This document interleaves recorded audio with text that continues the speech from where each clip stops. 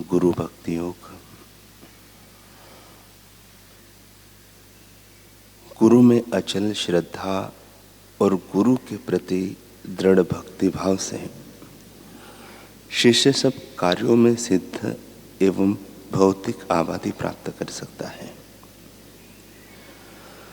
भवसागर में डूबते हुए शिष्य के लिए गुरु जीवन संरक्षक नौका है।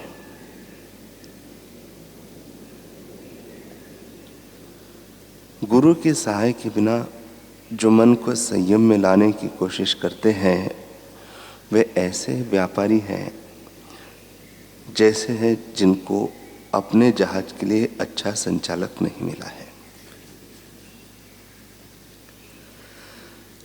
आध्यात्म मार्ग कांटों वाला और सीधी चढ़ाई वाला मार्ग है। प्रलोभन आपके ऊपर हमला करेंगे, उसमें पतन की संभावना है। अतः ऐसे गुरु के पास जाए जो इस मार्ग के जानकार हो।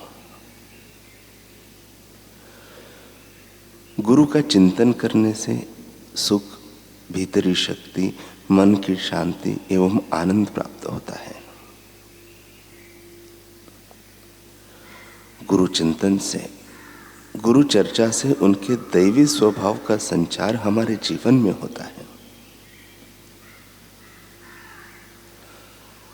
गुरु की प्रशस्ति माने ईश्वर की प्रशस्ति।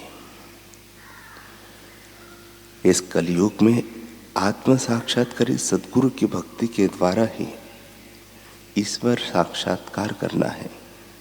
सत्य स्वरूप ईश्वर का साक्षात्कार किए हुए गुरु ही कलयुग में तारणहार है।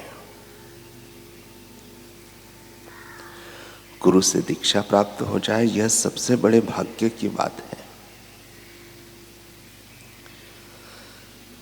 आध्यात्मिकता के खान के समान गुरु के सहाय के बिना आध्यात्मिक प्रगति संभव नहीं है।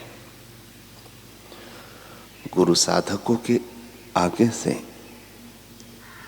माया का आवरण एवं अन्य विक्षेप दूर करते हैं और उनको उनके मार्ग में प्रकाश करते हैं।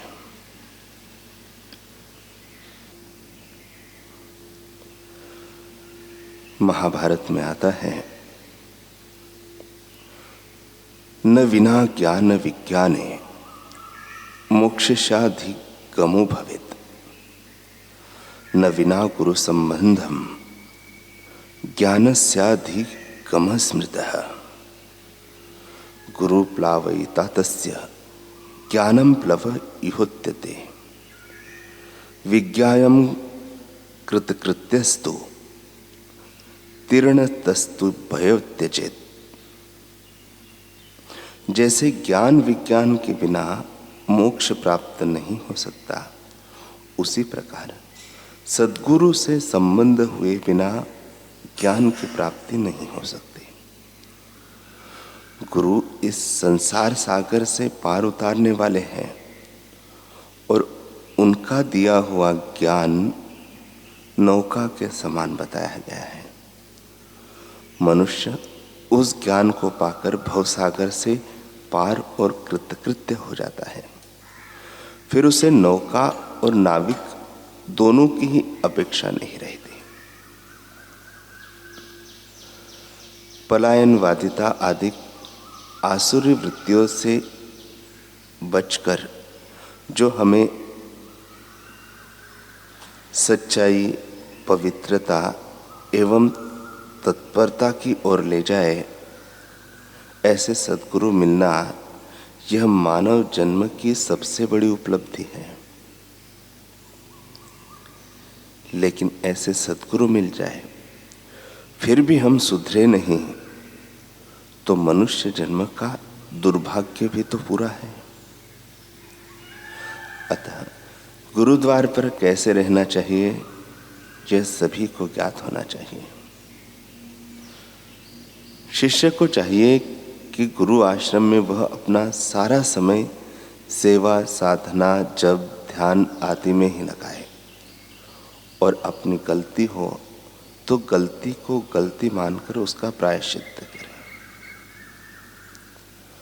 हमारी जो भी गलत आदत है उसको सामने रखकर सुबह सुबह संकल्प करो कि अब मैं ऐसा नहीं करूँगा।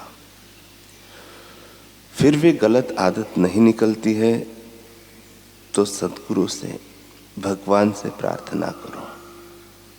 अपने गुरु भाइयों से कहो कि मुझ में यह गलती है। अपनी गलती को चिल्लाकर भगाओ तो भागेगी, नहीं तो गलती को गलती के रूप में भी नहीं स्वीकार कर सकोगे।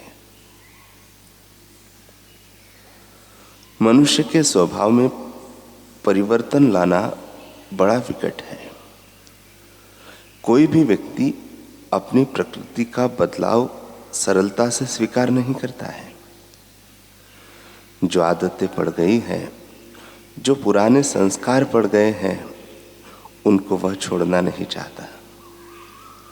इसलिए पत्थर को भगवान बनाना बड़ा आसान है, लेकिन झूठ कपट करने वाले इस मिट्टी के पुतले को ब्रह्म बनाना बड़ा कठिन है।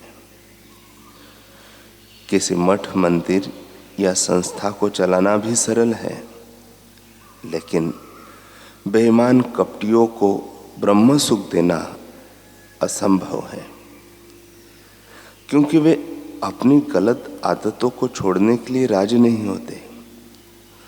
दुर्गुणों का त्याग किए बिना सब ऐच्छिक साधन एवं सुख गुरु से प्राप्त कर लेना चाहते हैं। वे तो मानो डामर की सड़क पर खेती करना चाहते हैं। यदि ब्रह्म सुख पाना है, आत्म सुख पाना है, तो साधक को झूठ, कपट, बेईमानी, अपने बचाव की आदत आदि दुर्गुणों का त्याग कर देना चाहिए। साधक को चाहिए कि वह जब ध्यान, सेवा, साधना तत्परता से करता रहे और नियम में निष्ठा रखे। ऐसा करने से पुरानी गंदी आदतें दूर होगी एवं मनमुक्ता मिटेगी। लेकिन यदि जब ध्यान से, सेवा से वह कतराएगा, नियम में भी नहीं रहेगा, तो भ्रष्ट हो जाएगा, पतित हो जाएगा। साधारण जगह पर किए गए किसी भी कार्य की अपेक्षा तीर्थ व गुरुद्वार पर किए गए कार्य का फल भी अनंत गुना होता है।